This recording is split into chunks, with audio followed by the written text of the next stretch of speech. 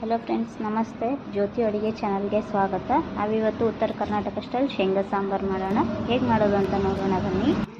ಮೊದಲು ಒಂದು ಪ್ಯಾನಲ್ಲಿ ಸ್ವಲ್ಪ ಎಣ್ಣೆ ಹಾಕಿ ಸಾಸಿವೆ ಜೀರಿಗೆ ಹಾಕಿಬಿಟ್ಟು ಸ್ವಲ್ಪ ಚುಟ್ಟು ಅನ್ನೋವರೆಗೂ ಕಾಯಬೇಕು. ನಂತರ ಅದರಲ್ಲಿ ಸ್ವಲ್ಪ ಕರ್ಬೇವಿನ ಸೊಪ್ಪು, ನಂತರ ಅದರೊಳಗಡೆ ಏನು ಹಾಕಬೇಕು ಅಂದರೆ ಬೆಳ್ಳುಳ್ಳಿ ಹಾಕಬೇಕು. ಇವಾಗ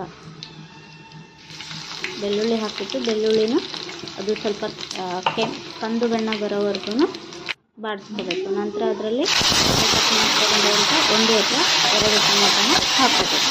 ಅದನ್ನು ಚೆನ್ನಾಗಿ ಬಾಡಿಸ್ಕೋಬೇಕು. ಅದು ಬೇಗ ಬೇಯೋದಕ್ಕೆ ಸ್ವಲ್ಪ ಉಪ್ಪನ್ನು ಸೇರಿಸ್ಕೊಂಡು ಅದು ಬೇಗ ಬೆಂದೋಗ್ಬಿಡುತ್ತೆ.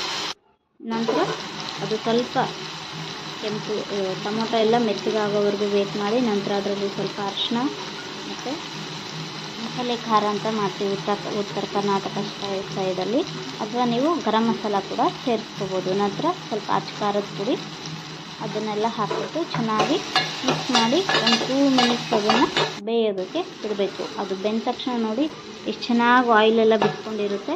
ಆ ಥರ ಬಂದರೆ ನಿಮಗೆ ಟೇಸ್ಟ್ ಮಾತ್ರ ಚೆನ್ನಾಗಿರುತ್ತೆ. ಅಲ್ಲಿವರೆಗೂ ಅದನ್ನು ಬೇಯಿಸಬೇಕು. ಒಂದು 2 ಮಿನಿಟ್ಸ್ ಬೇಯಿಸಿದ್ರೆ ಸಾಕು, ಈ ಥರ ಬರುತ್ತೆ. ನಂತರ ಅದರಲ್ಲಿ ನಾವು ಕಡಲೆ ಬೀಜದ ಪುಡಿನ ನೀರಲ್ಲಿ ಹಾಕಿ ಮುಂಚೆನೇ ಮಿಕ್ಸ್ ಮಾಡ್ಕೊಂಡು ಇಟ್ಟಿರಬೇಕು. ಆ ನೀರನ್ನ ತೊಗೊಂಡೋಗಿ ಇದರಲ್ಲಿ ಹಾಕಿಬಿಟ್ರೆ ಮುಗೀತು.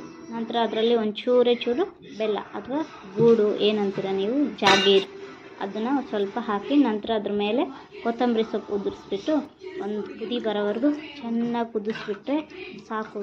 ನೀವು ಇದನ್ನ ಚಪಾತಿ ಜೊತೆನಾದರೂ ತಿನ್ಬೋದು, ಅಥವಾ ರೈಸು ಸಾಂಬಾರಂತೂ ಸಖತ್ತಾಗಿರುತ್ತೆ. ನೀವು 1 ಡೇ ಅಲ್ಲ 2 ಡೇಸ್ ಇಟ್ಕೊಂಡ್ರು ಇದು ಯಾವುದೇ ಕಾರಣಕ್ಕೂ ಹಲ್ಸೋಗಲ್ಲ, ಅಷ್ಟು ಚೆನ್ನಾಗಿರುತ್ತೆ ಫ್ರೆಂಡ್ಸ್. ನೀವು ಒಂದು ಸತಿ ಟ್ರೈ ಮಾಡಿ ನೋಡಿ.